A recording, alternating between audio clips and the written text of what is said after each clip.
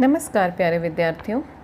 पिछले वीडियो की जो समस्याएं थी जो हम कमेंट बॉक्स में डिस्कशन कर रहे थे वो आपको यहाँ पर अब क्लियर दिख रही होंगी। आप इसको अच्छे से देख सकते हैं। शायद से इसको बताने के लिए ज़्यादा समय ना लगाएं क्योंकि यहाँ पर अब आपको मैंने क्लियरली लिखकर सब कुछ दे दिया है। अब हम अगला प्रश्न करते हैं। अनौचित्य प्रवृत्तानां काम क्रोधादि कारणम भावनानां च रसानां च बंध ऊर्जस्व कथ्यते। अलंकार के विषय में यह मंतव्य किसका है? वामन, दंडी, बामा या उद्भट? तो ऑप्शन डी सही है, उद्भट। अगला प्रश्न है, आर्स पाइटिका किस कवि की रचना है? आर्स पाइटिका तो ये है होरेंस की रचना जो ऑप्शन ए में दिया गया है। तो ए ऑप्शन सही है, होरेंस की आर्स पाइटिका। अगला है, लोजाइंस को प्रथम स्वच्छंदता अथवा सौंदर्यवादी किसने माना? प्लेटो, स्कॉट जेम्स, होरेंस या अरस्तु? तो बी ऑप्शन सही है, स्कॉट जेम्स। सुनाई किसने पल में आन, कान में मधुमय मोहक तान, तरी को ले आओ मंझधार, डूब कर हो जाओगे पार। तरी को ले आओ, ले जाओ मंझधार, डूब कर हो जाओगे पार। तो इसमें ऑप्शन दिए गए हैं उत्प्रेक्षा, यमक, विरोधाभास या रूपक। तो देखिए, तरी को ले जाओ मंझधार, पहले तो मंझधार में ले जाने की बात कर रहे हैं, उसके बाद डूब कर हो जाओगे पार। डूबना है और पार उतरना है, दोनों बातें कैसे होंगी? और ये दोनों बातें विरोधाभास को दिखा रही हैं, तो हम सी ऑप्शन को टिक करेंगे। क्लियर? अगला प्रश्न है, जगी उसी क्षण विद्युत ज्वाला, गरज उठे होकर वे क्रुद्ध, आज काल के भी विरुद्ध है, युद्ध युद्ध बस मेरा युद्ध। इन पंक्तियों में कौन सा रस है? अद्भुत रस है, करुण रस है या वीर रस है या विभत्स रस है? तो इनमें से ऑप्शन सी सही है, वीर रस है। अगला है, प्रकाशन के अनुसार कौन सा क्रम सही है? बूढ़ी काकी, ईदगाह, पूस की रात और बलिदान। देखिए, बूढ़ी काकी 1920 का है, पूस की रात 1930 का और ईदगाह 1933। तो इस हिसाब से डी ऑप्शन मुझे ठीक लग रहा है। बलिदान सबसे पहले का है, इन सब में से पहले का है बूढ़ी काकी, पूस की रात, ईदगाह। तो डी ऑप्शन सही होना चाहिए। अगला प्रश्न है, 8वां विश्व हिंदी सम्मेलन वर्ल्ड हिंदी कॉन्फ्रेंस 2007 ईस्वी का आयोजन स्थल कौन सा था? लंदन, नागपुर, मॉरिशस या न्यूयॉर्क? तो इनमें से जो न्यूयॉर्क है वो सही है। इसके बारे में एक डिटेल्ड बहुत अच्छी वीडियो हमारे चैनल पर है, आपको एंड स्क्रीन पे शायद उसका लिंक मिल जाएगा या फिर डिस्क्रिप्शन बॉक्स में कोशिश करूँगी डाल दूँगी या फिर कमेंट बॉक्स में डाल दूँगी। आप उसमें देखिए, आपको सभी विश्व हिंदी सम्मेलन की बहुत अच्छी जानकारी मिल जाएगी। मैंने वो बहुत जगह से, बहुत सी पुस्तकों से इकट्ठी करके बनाया था, तो एक बार उसे देख लेंगे तो शायद विश्व हिंदी सम्मेलन वाला कोई भी क्वेश्चन आपका गलत नहीं हो पाएगा। इसमें से हम डी ऑप्शन टिक करते हैं। भारतीय संविधान में किन अनुच्छेदों में राजभाषा संबंधी प्रावधानों का उल्लेख है? तो 343 से 351 है, तो इसमें ज़्यादा पढ़ने की ज़रूरत नहीं है, ये ए ऑप्शन में दिया गया है।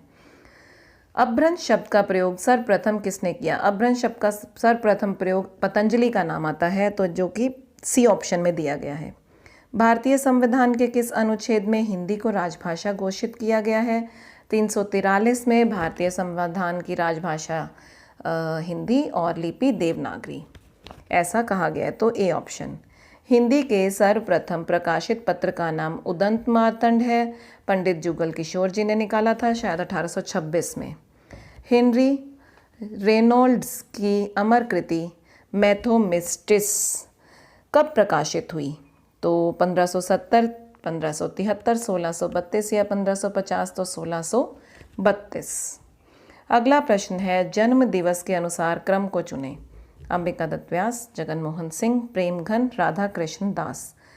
तो मेरे हिसाब से जो जगन मोहन जी हैं वो 1857, अंबिका दत्त व्यास जी 1858, राधा कृष्ण दास जी 1865 का जन्म है और प्रेमघन यानी कि बद्रीनारायण चौधरी प्रेमघन जी 1855। तो सबसे पहले प्रेमघन जी आना चाहिए जो कि प्रेमघन जी 1855 के हैं।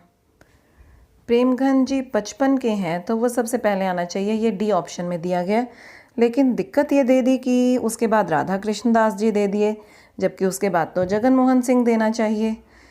और अगर सी ऑप्शन को देखें तो लास्ट में प्रेमघन दिया गया है, सही लग रहा है। और जगन मोहन सिंह उससे पहले, जो कि 1857, अंबिका दत्त व्यास 1858 और राधा कृष्ण दास 1865। तो हम सी ऑप्शन को टिक कर लेते हैं, ये दूसरे क्रम के आधार पर सी ऑप्शन सही रहेगा।